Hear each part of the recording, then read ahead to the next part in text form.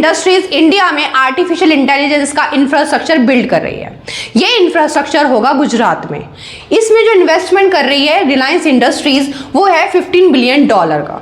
इतना बड़ा investment, but अकेले नहीं, 855 करोड़ रुपीस मेटा कंपनी जो फेसबुक को ऑपरेट करती है ना, वो 855 करोड़ रुपीस इसमें भी इन्वेस्ट कर रही है।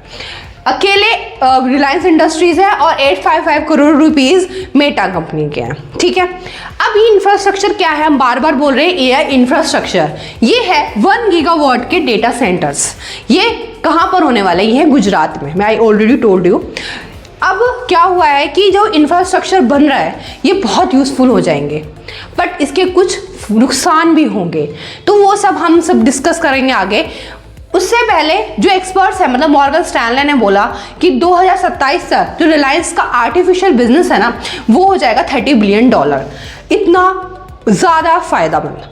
आप समझ रहे हो ना कि आर्टिफिशियल इंटेलिजेंस आने वाले सालों में बहुत इंपॉर्टेंट होने वाला है। आप लोग आर्टिफिशियल इंटेलिजेंस के अपडेट से पीछे ना रहें, इसलिए इस चैनल पर मैं रेगुलर बेसिस पर आर्टिफिशियल इंटेलिजेंस की वीडियोस बनाती हूँ और अपलोड करती हूँ, क्योंकि बहुत इंपॉर्टेंट है। कुछ अपडेट्स मैं चाहती हूँ कि मैं शॉर्ट्स के थ्रू भी आप तक पहुँचाऊँ।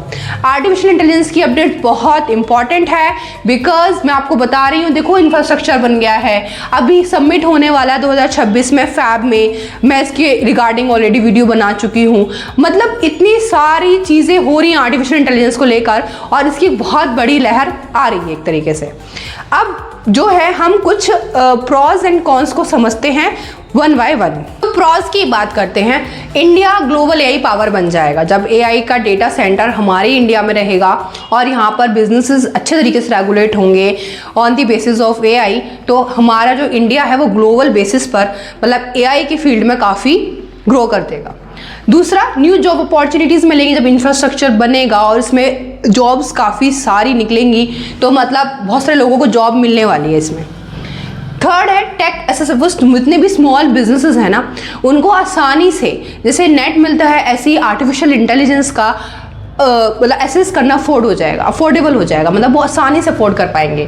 फिर है इकोनॉमिक ग्रोथ। जब जैसे बात हुई है कि 2027 तक रिलायंस कंपनी $30 बिलियन तक अर्न करेगी, तो इसका मतलब ये है कि काफ़ी इकोनॉमिक ग्रोथ होने वाली है भारत में।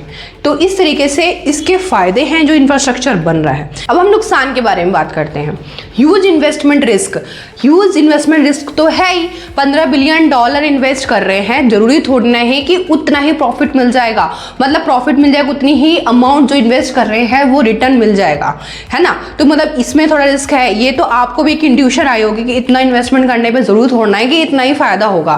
क्यों ऐसी इंट्यूशन आ रही है? क्योंकि आप और मैं जानते हैं कि हमारे भारत में स्किल गैप है।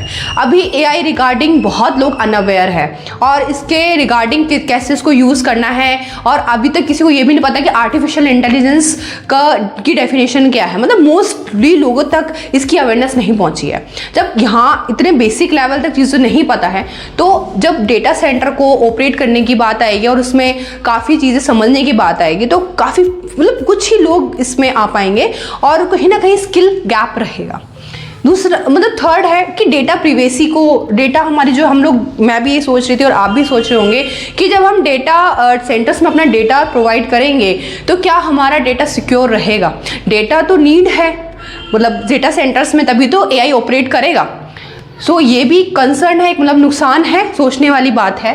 और फोर्थ है इंफ्रास्ट्रक्चर चैलेंजेस, कि जो इंफ्रास्ट्रक्चर जो भी वहाँ पर हैं उनको काफ़ी इलेक्ट्रिसिटी चाहिए और काफ़ी कूलिंग चाहिए होती है। तो ये भी चैलेंज है कि किस तरीके से चीज़ें मैनेज होगी। तो देखते हैं फ्यूचर में आगे क्या होने वाला है और किस तरीके से हमारा एआई भारत में ग्रो करेगा, कितना चलेगा, कैसे रहेगा। लेकिन हाँ, हम लोगों को पूरी मेहनत करनी है, क्योंकि हमें ग्लोबली आगे बढ़ना है, हमें किसी से भी कंट्री से पीछे नहीं रहना। ठीक है, तो आप भी अपने एआई में स्किल्स को बढ़ाएं, अपने जाने अपडेट्स लें, और आपको इसी चैनल पर सारे अपडेट्स मिलती रहेगी। तो मिलते हैं नेक्स्ट वीडियो में।